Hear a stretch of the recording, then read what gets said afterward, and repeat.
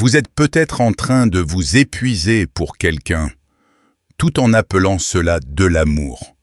Ce soir, quelque part, une personne très empathique relit probablement un message pour la 5e fois. Elle cherche la formulation parfaite, ne pas paraître trop insistante, rester calme, ne surtout pas laisser voir à quel point l'incertitude la bouleverse. De l'autre côté, pourtant la personne à qui ce message est destiné ne vit peut-être pas du tout la situation avec la même intensité. Et c'est là qu'une distinction essentielle apparaît. Ce que l'on ressent comme une connexion profonde n'est pas toujours de la compatibilité émotionnelle. Parfois, il s'agit simplement d'un déséquilibre relationnel devenu si familier qu'il finit par être confondu avec l'amour. La psychologie de l'attachement permet de mieux comprendre ce mécanisme. Lorsqu'une personne très sensible émotionnellement rencontre quelqu'un qui a tendance à se protéger de l'intimité, une dynamique particulière peut s'installer. Plus l'un cherche à rétablir la proximité, plus l'autre ressent le besoin de prendre de la distance. Et c'est précisément ce cercle qu'il faut apprendre à reconnaître. Avant d'aller plus loin, prenez un instant pour observer votre propre expérience. Si certains de ces mécanismes vous semblent familiers, le mot « miroir » peut simplement représenter cette prise de conscience. Parfois comprendre une dynamique relationnelle commence par accepter de regarder honnêtement ce qui se répète. L'empathie n'est pas une faiblesse. Il faut le rappeler dès le départ, une grande sensibilité émotionnelle n'est pas un défaut. Être capable de percevoir les changements subtils dans l'humeur d'une personne, de remarquer une tension avant même qu'elle soit exprimée, ou de ressentir fortement l'atmosphère d'une pièce, peut correspondre à une forme remarquable de sensibilité interpersonnelle. Mais cette qualité devient difficile à vivre lorsqu'elle pousse constamment à surveiller l'état émotionnel de l'autre. C'est là que la psychologie apporte une nuance importante. L'empathie permet de comprendre ce que l'autre peut ressentir. Elle ne signifie pas qu'il faut automatiquement prendre en charge ses émotions, résoudre ses silences ou réparer chacune de ses distances. Comprendre quelqu'un et se rendre responsable de son équilibre émotionnel sont deux choses différentes. Lorsque l'empathie rencontre l'évitement, chez certaines personnes ayant des tendances à l'évitement relationnel, l'intimité peut être vécue comme une menace pour l'autonomie personnelle. Il ne s'agit pas nécessairement d'un manque de sentiments. Il peut plutôt exister une difficulté à supporter la vulnérabilité, la dépendance affective ou la sensation d'être envahi par les attentes d'une relation. Certaines expériences précoces peuvent contribuer à développer ce type de stratégie: déception répétée, manque de sécurité émotionnelle, expérience relationnelle instable, ou sentiment qu'il fallait apprendre à compter principalement sur soi-même. Avec le temps, une association peut se créer. Moins de proximité signifie moins de risques.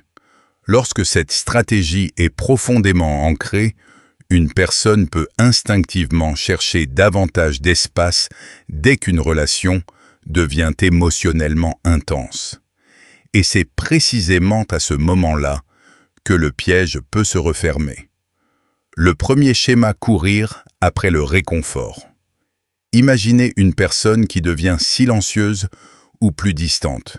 La personne empathique remarque immédiatement le changement. Elle se demande: est-ce que quelque chose ne va pas? Puis viennent les explications, les messages, les excuses, les tentatives de rassurer, parfois même l'envie de corriger une situation qui n'a jamais été clairement définie.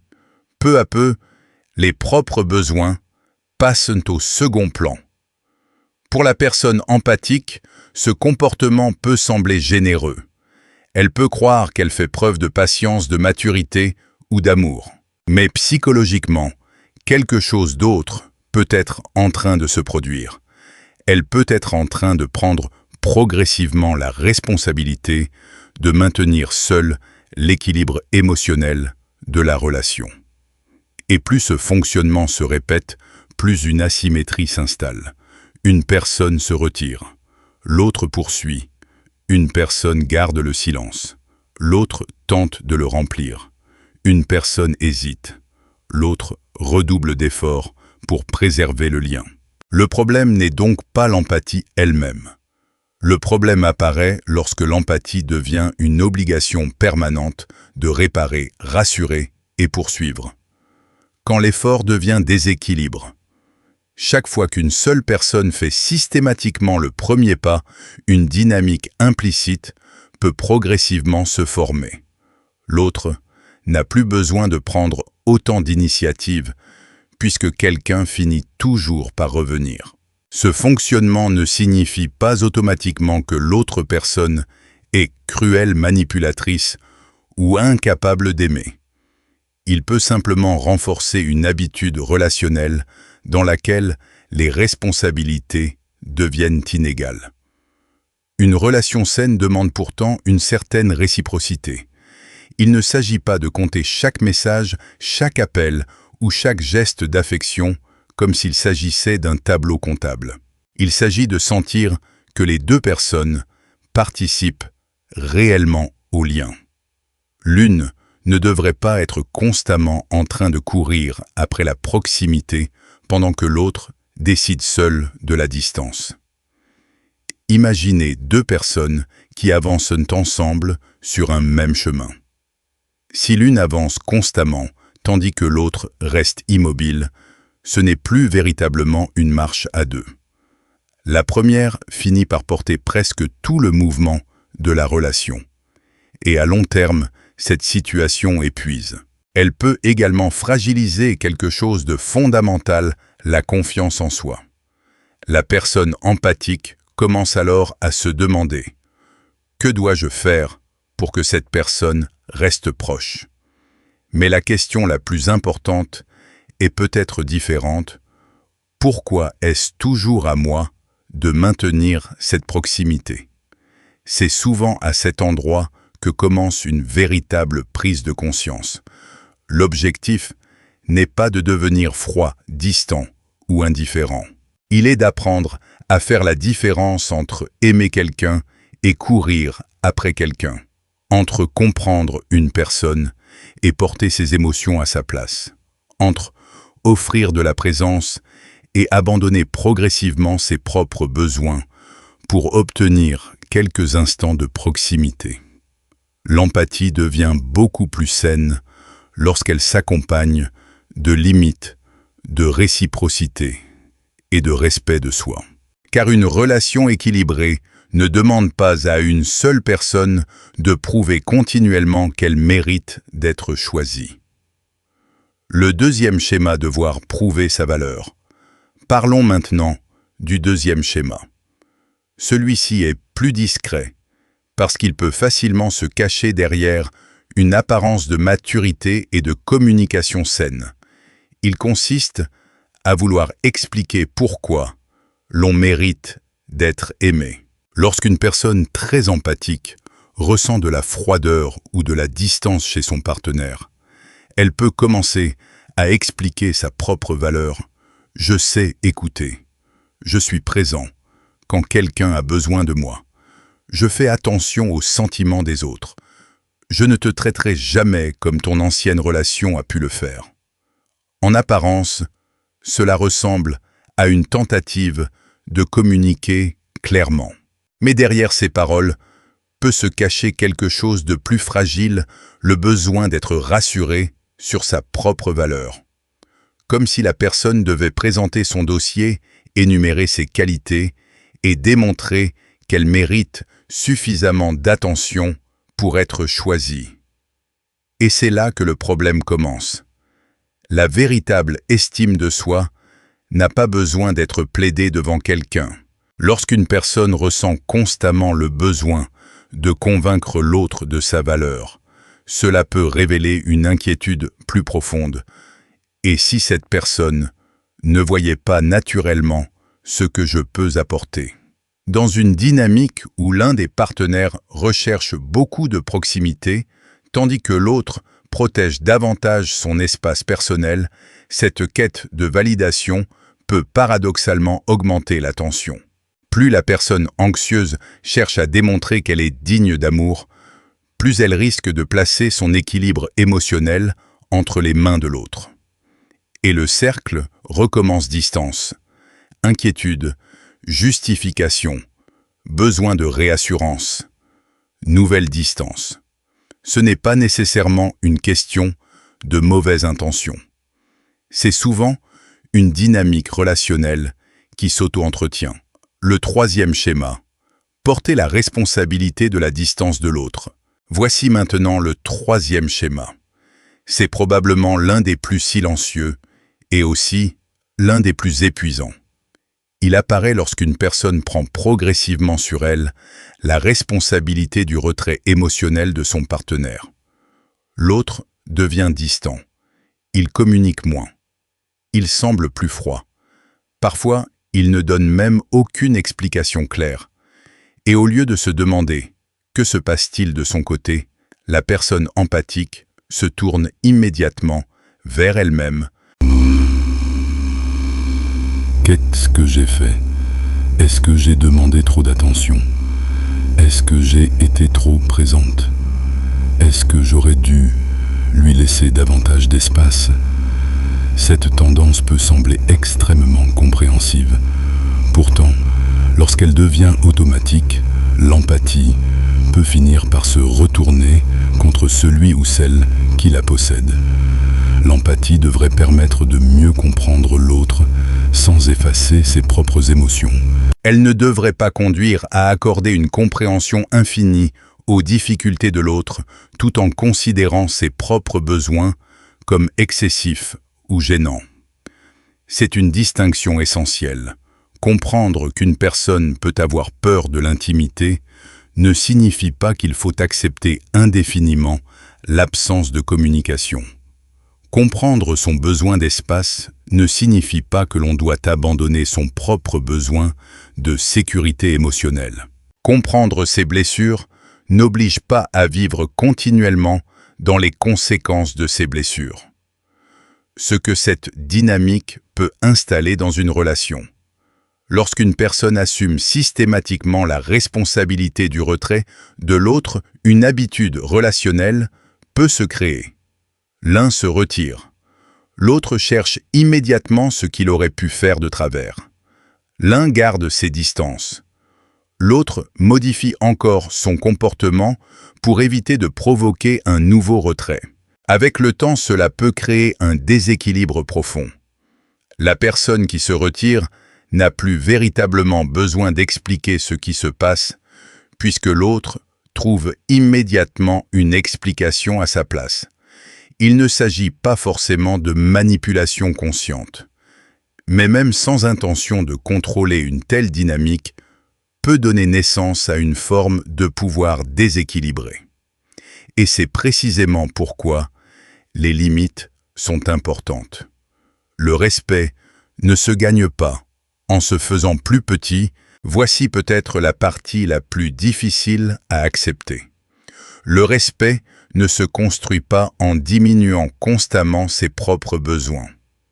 Il ne naît pas du fait de devenir toujours plus facile à ignorer, plus facile à repousser ou plus facile à quitter. Le respect de soi se manifeste autrement.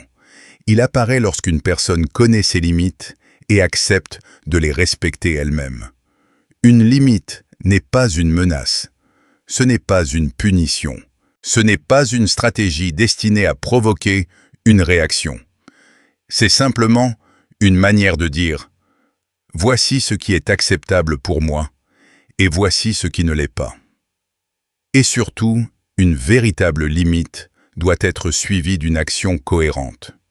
Dire que l'on ne peut plus accepter certains comportements puis continuer à les tolérer indéfiniment finit par fragiliser la confiance que l'on a en soi. L'estime de soi ne réside donc pas uniquement dans les paroles. Elle se manifeste dans les décisions quotidiennes. Alors, à quoi cela ressemble-t-il concrètement? Cela ne signifie pas devenir froid. Cela ne signifie pas manipuler l'autre. Cela ne signifie pas jouer à l'indifférent lorsque les sentiments sont bien réels. Et cela ne signifie certainement pas utiliser le silence comme une arme. Pour une personne profondément empathique, faire semblant de ne plus ressentir peut même devenir une nouvelle forme de trahison envers soi-même. La véritable évolution est beaucoup plus subtile. Elle consiste à ne plus agir automatiquement sous l'effet de l'anxiété relationnelle. Cela peut commencer par quelque chose de très simple, laisser exister un silence sans se précipiter immédiatement pour le remplir. Exprimer clairement un besoin une seule fois sans le reformuler 5 fois de manière toujours plus douce par peur de déranger. Puis observer, que fait l'autre avec cette information? Est-ce ce qu'il écoute? Est-ce qu'il cherche à comprendre? Est-ce qu'il fait un pas vers la relation? Ou est-ce que rien ne change? Cette observation est essentielle. Parce qu'une relation ne se construit pas uniquement sur ce que l'on explique. Elle se révèle aussi dans ce que l'autre choisit de faire, après avoir compris ce dont on a besoin. Et lorsque l'envie de courir après l'autre apparaît, il peut être utile de s'arrêter quelques instants, respirer, reconnaître l'inconfort, se demander « Est-ce que je veux vraiment agir ou est-ce que j'essaye simplement de faire disparaître mon anxiété ?» Cette distinction peut transformer progressivement la manière de vivre les relations. Car la maturité émotionnelle ne consiste pas à ne plus avoir besoin des autres. Elle consiste à pouvoir avoir besoin de quelqu'un sans abandonner pour autant sa propre stabilité intérieure. Aimer profondément sans se perdre. Comprendre l'autre sans s'oublier. Et rester disponible pour une relation sans devoir constamment courir après quelqu'un pour qu'il y reste. C'est là que l'empathie cesse d'être un sacrifice permanent et devient une véritable force relationnelle. Il ne s'agit surtout pas de devenir soi-même distant ou inaccessible. Ce serait simplement remplacer une blessure par une autre. Le véritable objectif est bien différent, développer ce que l'intelligence émotionnelle exige réellement, c'est-à-dire la capacité de ressentir profondément ce que vit une autre personne sans perdre son propre équilibre intérieur. L'empathie sans limite ne constitue pas toujours une qualité. Elle peut aussi devenir une fragilité. Une personne émotionnellement distante peut consciemment ou non percevoir une différence importante entre quelqu'un qui donne parce qu'il se sent intérieurement stable et quelqu'un qui donne par peur d'être abandonné. Dans le premier cas, la générosité vient d'un choix. Dans le second, elle peut devenir une tentative silencieuse de retenir l'autre. Et plus une personne donne uniquement pour empêcher la distance, plus elle risque de s'éloigner d'elle-même. Le quatrième schéma. Confondre disponibilité et intimité. Allons maintenant plus loin avec un quatrième mécanisme beaucoup plus discret qu'il n'y paraît. Il consiste à confondre l'accès que l'on offre à quelqu'un avec la véritable proximité émotionnelle. Une personne très empathique peut penser « Je suis toujours là lorsqu'il ou elle a besoin de moi ». Nous devons donc être profondément proches. Mais disponibilité et intimité ne sont pas synonymes. La disponibilité signifie simplement que la porte est ouverte. L'intimité apparaît lorsque deux personnes franchissent cette porte l'une vers l'autre régulièrement, avec suffisamment de confiance, de vulnérabilité et de réciprocité pour construire quelque chose de solide. Une personne peut donc avoir accès à votre présence pendant des années sans réellement construire une intimité avec vous. Elle peut recevoir votre écoute, votre attention, votre patience et votre soutien, tout en restant très limité lorsqu'il s'agit de partager ses propres émotions ou de participer véritablement à la construction du lien. Et lorsque votre présence est constamment garantie, une dynamique déséquilibrée peut s'installer sans que personne ne soit obligé de la remettre en question. Pourquoi changer un fonctionnement qui pour l'un des deux semble toujours disponible?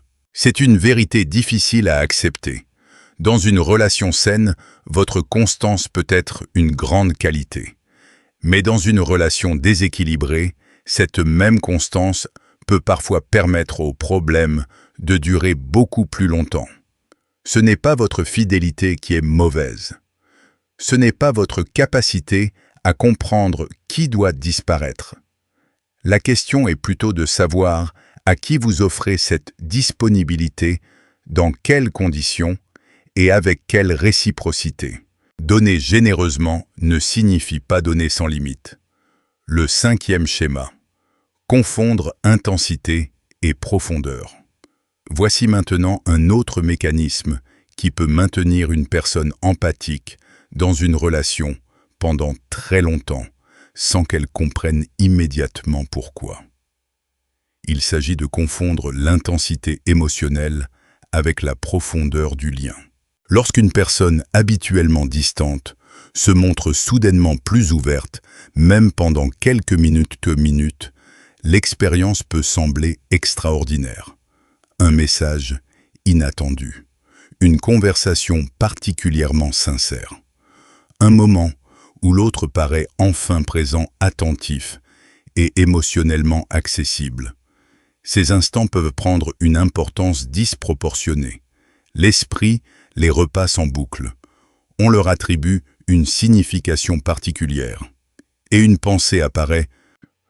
Voilà qui est vraiment cette personne. La connexion existe. Elle est simplement cachée derrière ses peurs. Mais il faut rester prudent. Un moment de proximité ne suffit pas à démontrer la profondeur d'une relation. Ce qui révèle véritablement la qualité d'un lien, ce n'est pas seulement ce qui se produit dans les moments exceptionnels. C'est ce qui se répète dans la durée. La régularité, la communication, la capacité à rester présent lorsque les émotions deviennent difficiles, la volonté de réparer après un conflit, la réciprocité, la cohérence entre les paroles et les actes. Certaines relations deviennent particulièrement déroutantes lorsqu'elles alternent régulièrement entre proximité et distance. Cette alternance peut créer une forte attente émotionnelle. Après une période froide, le moindre rapprochement paraît immense, et plus les moments de connexion sont rares, plus ils peuvent sembler précieux. C'est précisément là qu'une confusion peut apparaître. La personne empathique ne s'attache plus seulement à la relation telle qu'elle existe. Elle commence parfois à s'attacher à la possibilité de ce qu'elle pourrait devenir. Quand l'espoir commence à remplir les espaces vides, lorsqu'une relation offre peu de stabilité mais beaucoup d'attentes, l'esprit cherche naturellement à donner du sens aux moments positifs. Une conversation devient une preuve. Un geste tendre devient une promesse. Un message inattendu devient la confirmation que quelque chose est encore là. Pourtant, un lien durable ne se mesure pas uniquement à la force des émotions ressenties pendant quelques instants. Il se mesure aussi à la capacité des deux personnes à créer une présence fiable dans le temps. C'est une distinction particulièrement importante pour les personnes très empathiques. Car lorsqu'une grande sensibilité rencontre beaucoup d'incertitudes, l'imagination peut parfois combler les espaces que la réalité ne remplit pas. Et cette dynamique explique pourquoi certaines personnes restent attachées pendant des mois, voire des années, à une relation qui leur apporte très peu de sécurité émotionnelle. Elles ne vivent pas nécessairement une relation riche en présence. Elles vivent parfois une relation riche en attente. Et l'intensité de cette attente peut être confondue avec la profondeur de l'amour, l'épuisement de devoir constamment chercher sa place. Il existe une fatigue particulière dans ce type de dynamique. Ce n'est pas uniquement la fatigue d'avoir beaucoup donné. C'est la fatigue de devoir constamment chercher des signes indiquant que l'on compte réellement pour l'autre. On relit les messages. On analyse le ton d'une phrase. On repense à une conversation plusieurs fois. On cherche ce qui a pu provoquer un changement d'attitude. On se demande quelle version de soi-même pourrait enfin permettre à l'autre de rester émotionnellement présent. Et progressivement, une question douloureuse peut apparaître. Pourquoi est-ce que je dois autant travailler pour être simplement rencontré à mi-chemin? Cette question mérite d'être entendue.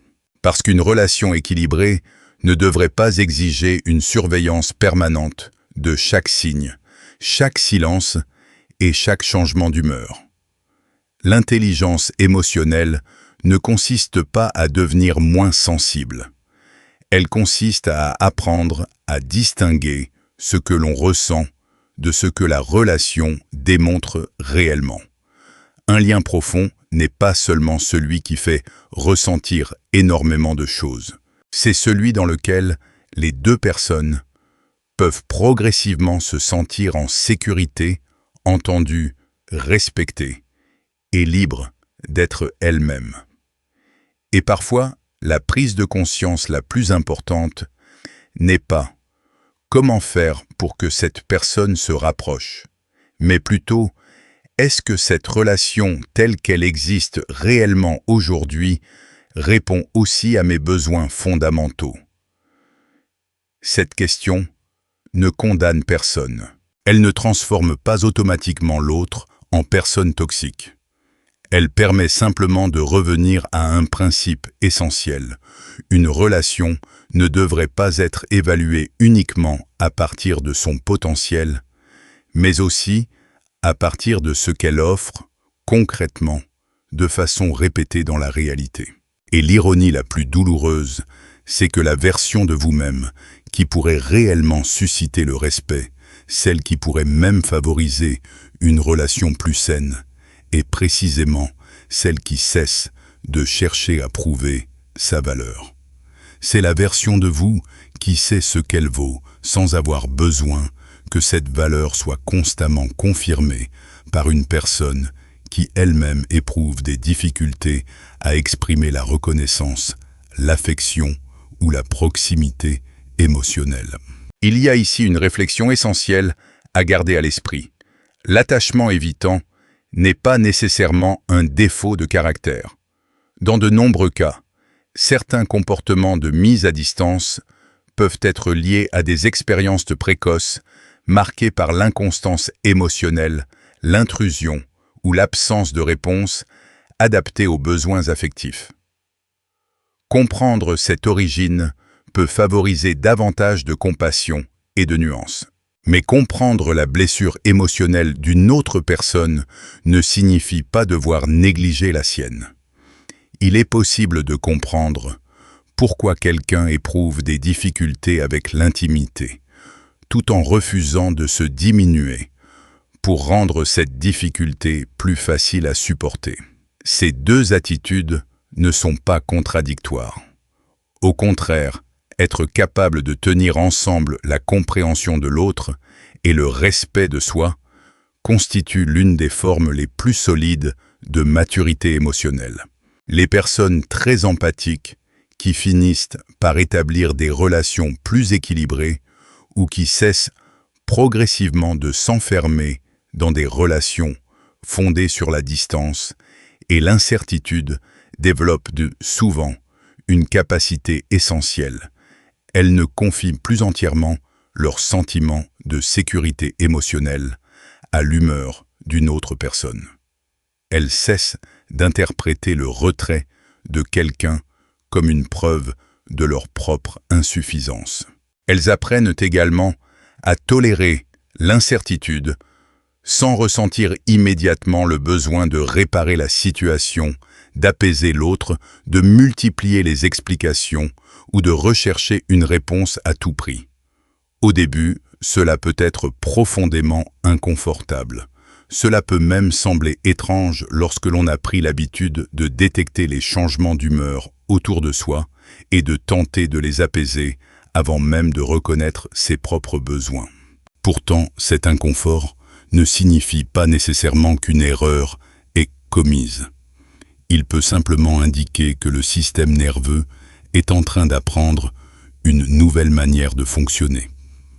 Une autre transformation, beaucoup plus silencieuse, apparaît lorsque l'on cesse de donner constamment au-delà de ses limites.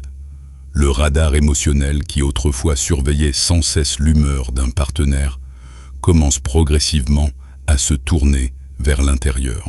La fatigue devient plus facile à reconnaître, la faim aussi, le besoin de repos, le besoin de solitude, le besoin d'être écouté, le besoin de retrouver du temps pour soi.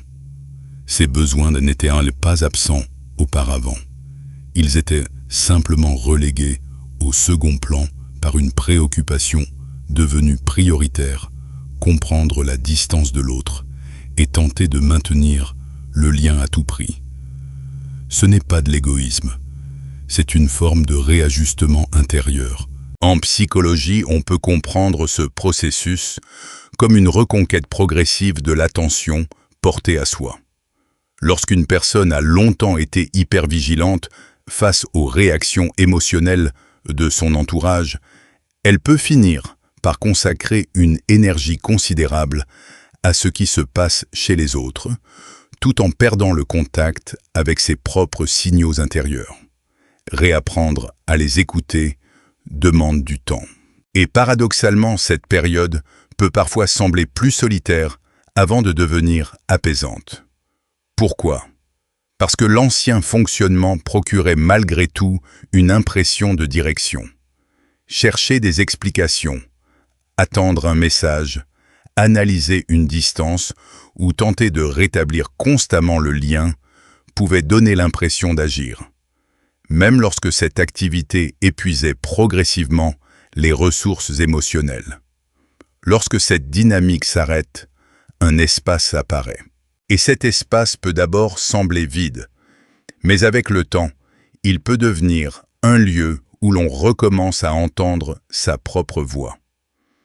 Il est également intéressant d'observer ce qui peut se produire lorsqu'une personne cesse de poursuivre systématiquement quelqu'un qui prend ses distances.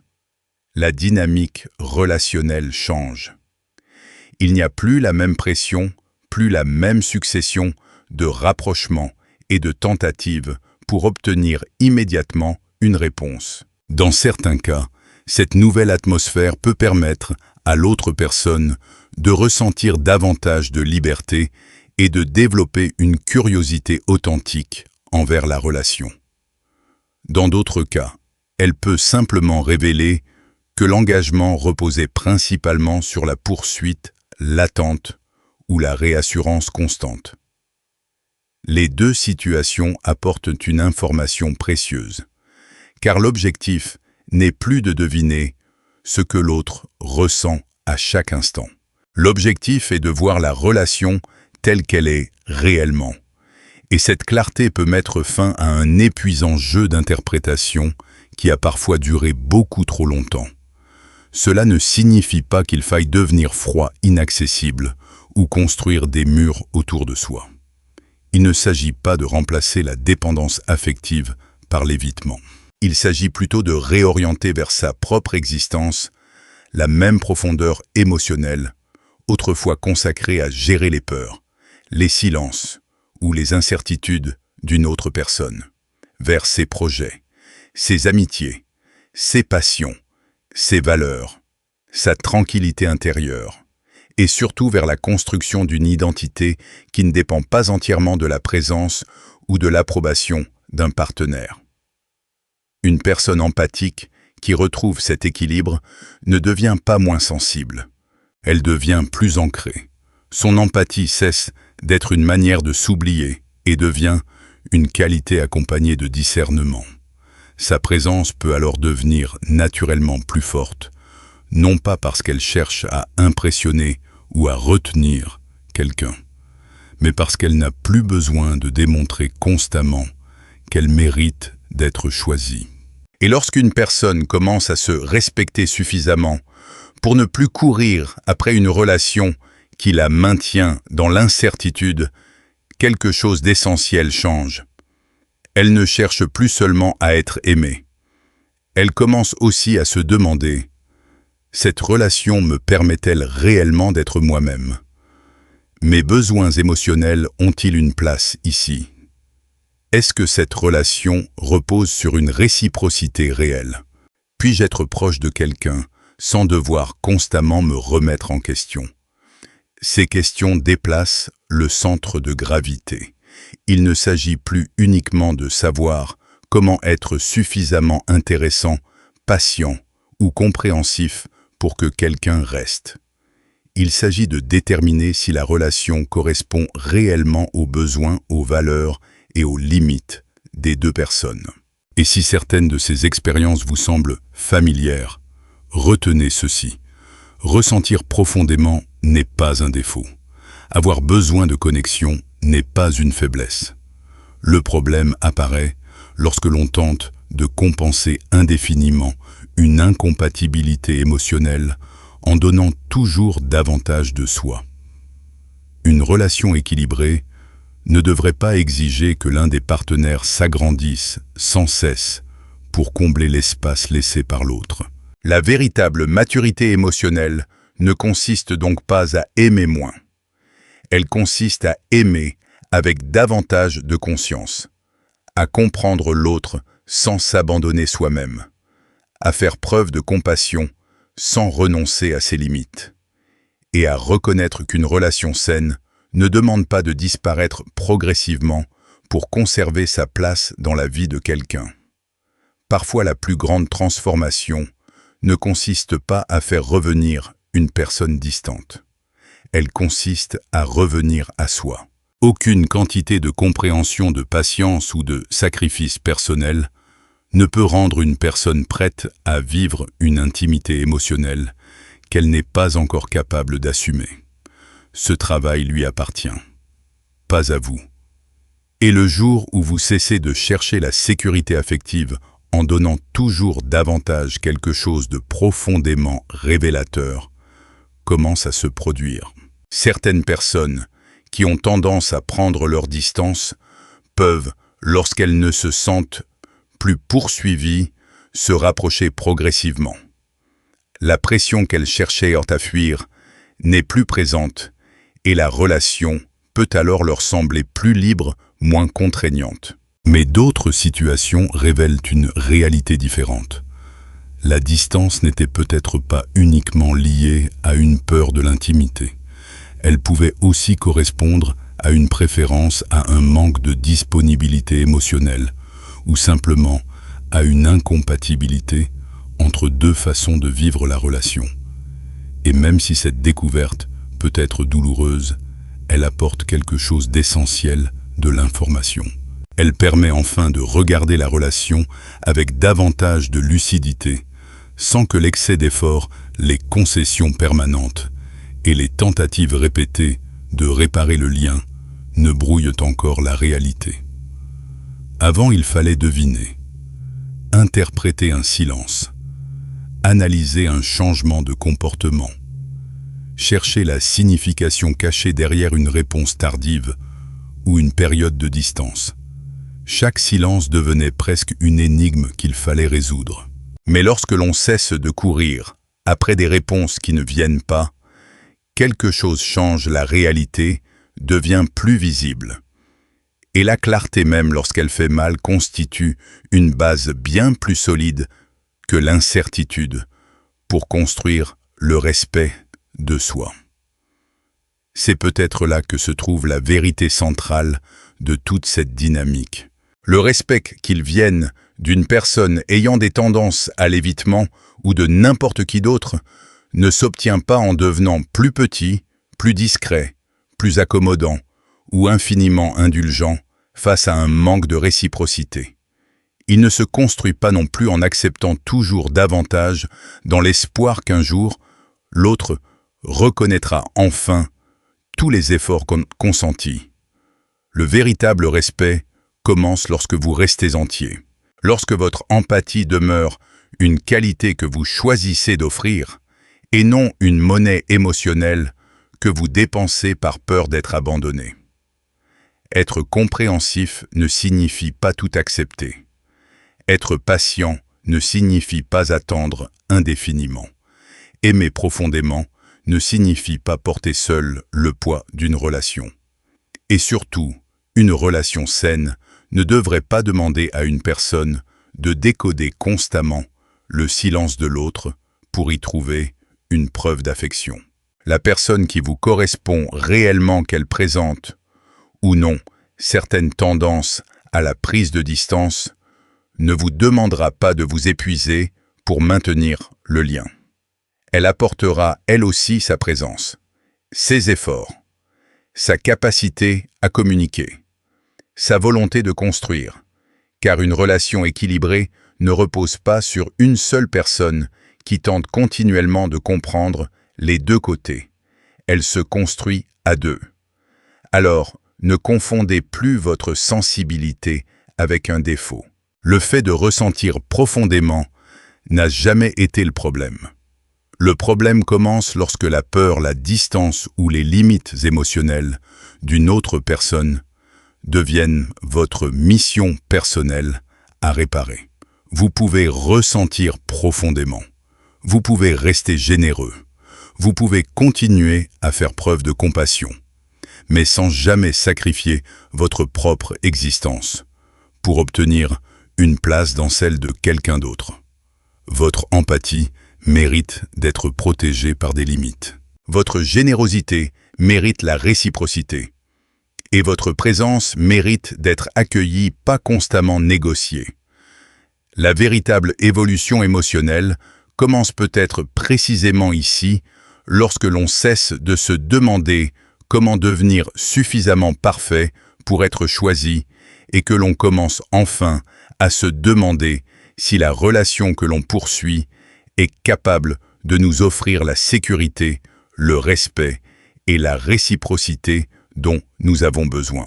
Si cette réflexion vous a permis de regarder vos propres schémas relationnels autrement, prenez un instant pour identifier celui qui vous parle le plus. Est-ce la tendance à trop donner, la peur du silence, le besoin de comprendre chaque distance, ou la difficulté à poser des limites lorsque l'attachement est fort? Le fait de mettre des mots sur ces mécanismes peut déjà constituer une première étape vers davantage de lucidité. Et peut-être qu'une autre personne qui regarde cette vidéo traverse actuellement la même situation sans encore parvenir à la comprendre.